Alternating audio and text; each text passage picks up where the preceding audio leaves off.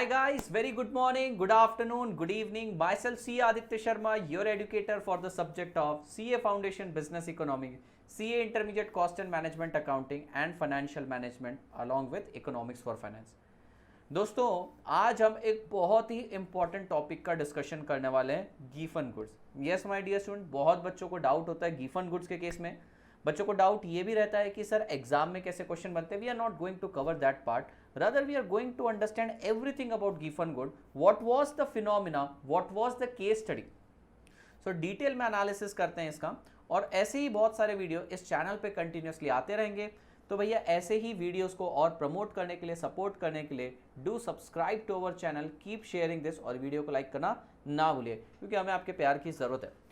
तो भैया let's talk about given good. What exactly is given good? अगर हम डेफिनेशन के हिसाब से जाएं तो given goods is the special category of inferior goods.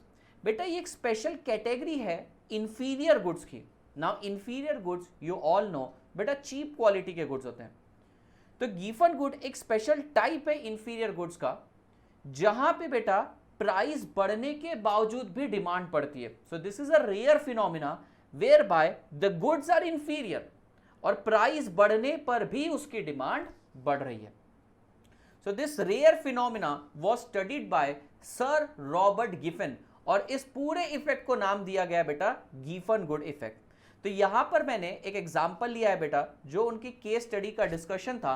Given goods में दो गुड्स कंसिडर किए हैं, एक है ब्रेड और दूसरा है मीट. यस, हम हमारे एग्जांपल में कई बार व्हीट और मीट भी लेते हैं, but the study was done using this two commodities. Now what do you mean by गिवन गुड एग्जैक्टली? बेटा गिवन good basically non luxury product means inferior goods whose demand increases on price rise and vice versa, thus defying the standard law of demand. We all know law of demand.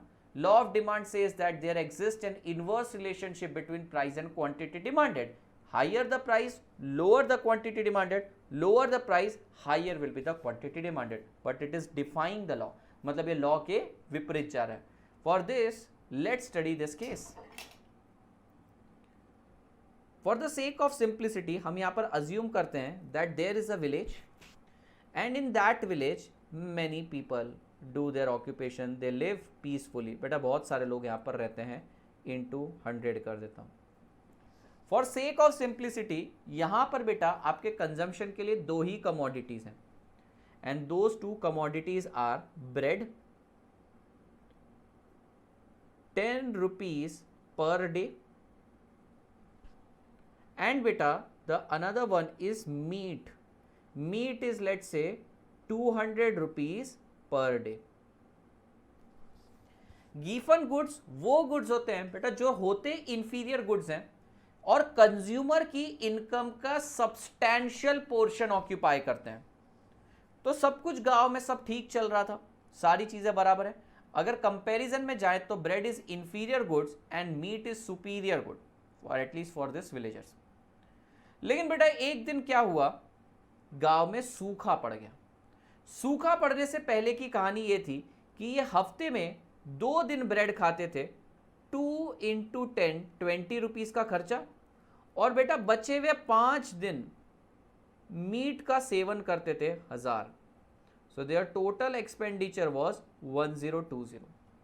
पर बेटा सूखा पड़ने के बाद इन लोगों की हंसी चली गई, इन लोगों की इनकम कम हो गई, इनकम बहुत कम हो गई बेटा. इसके चलते हुए अब इनके लिए ये कमोडिटी अफोर्ड करना मुश्किल हो रहा था.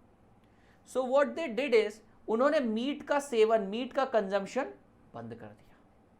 मीट का कंजम्पशन बंद कर दिया तो अब भैया क्या लेना पड़ेगा, they need to consume bread more. क्योंकि ब्रेड की अब डिमांड बढ़ गई तो ऑफ कोर्स उसका प्राइस भी बढ़ गया 20 रुपीज. बट स्टिल पहले के कंपैरिजन में अब लोग 7 डेज इसका कंजम्पशन कर रहे हैं, क्योंकि जो नेक्स्ट नियर कमोडिटी है that is meat, it is far beyond their budget. So even though the price of bread has rise, still people are consuming it more. 2 दिन की जगह 7 दिन इसका सेवन किया जा रहा है, so that their total overall expenditure should be low.